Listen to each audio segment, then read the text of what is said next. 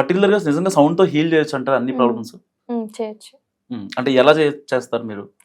మనము ఫస్ట్ ఆ మనిషిని పీస్ఫుల్ స్టేట్ లోకి తీసుకువెళ్తాం సౌండ్ తో.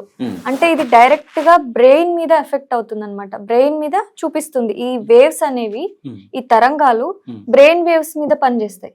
సో వాటి నుంచి ఆ వ్యక్తి ఆల్ఫా టీటా స్టేట్ లోకి వెళ్తారండి. ఆ స్టేట్ లోకి వెళ్ళిన వ్యక్తి మీరు గమనించినట్లయితే ఆల్ఫా స్టేట్ ఉన్న వ్యక్తి నిద్ర అవస్థలోకి వెళ్తారు. అంటే నిద్ర వస్తుంది అనేలాగా వెళ్తారు. నిద్రలోకి వెళ్ళిపోతారు. టీటా స్టేట్ అంటే నిద్ర వస్తుంది అనే విధంగా వెళ్ళిపోతారు అనమాట. అందుకోసం అని చెప్పేసి ఈ తరంగాలను ఇవ్వగానే వాళ్ళు ఆ స్టేట్ లోకి వెళ్తారు.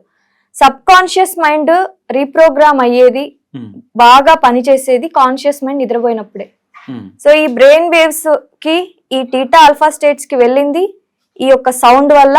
సో వాళ్ళు నిద్రావస్థలోకి వెళ్ళారు, వాళ్ళ సబ్ కాన్షియస్ మైండ్ యాక్టివ్ గా వర్క్ చేస్తుంది. ఆ టైంలో మీరు ఏదనుకున్నా అది జరిగిపోయింది. కానీ సామాన్యులు అంటే జనరల్ పీపుల్ మాట్లాడుకునేది ఇలా చేస్తున్నారు అంటే దీని వెనకాల ఏదో భూతాలు ప్రేతాలు మాయలు మంత్రాలు అంటారు కదా, అదేమన్నా ఇంక్లూడ్ అవుద్దా? తన మెడిసిన్ ఏమన్నా మీరు దీంట్లో కలుపుకోవడం కానీ అలాంటివి ఏమన్నా ఉంటాయా? లేదండి, మనం ఏ మెడిసిన్ ఇవ్వము, ఈ డైట్ ఫాలో అవ్వండి అని చెప్పము. వచ్చిన వాళ్ళకి జ్యూస్ తాగండి ఇది అలాంటిది ఏమి ఇవ్వము. మనం కేవలం ఆ వ్యక్తిని అంటే శరీరాన్ని తాకకుండా, ఆ మనిషిని ఒత్తిడి చేయకుండా కేవలం ఒక శబ్దంతోనే మనం పరిష్కారం ఇస్తాం. ఏ ప్రాబ్లమ్స్ క్లియర్ చేయగలరు? డబ్బు సమస్య అంటే డబ్బు రాకపోవడానికి రీజన్ ఏంటి? బ్లాకేజెస్.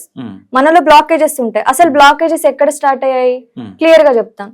చిన్నప్పటి నుంచి మీరు చేసిన ఆలోచనలు, అంటే పదే పదే మీరు చేసిన ఆలోచనలు, పదే పదే మీరు పరిస్థితులు ఏదైతే ఎదుర్కొన్నారో ఆ పరిస్థితులు, వీటి వల్ల ఇప్పుడు ఈ స్టేట్ లో మీరు అనుభవిస్తున్న దానికి రీజన్ అంతా ఇదే అన్నమాట.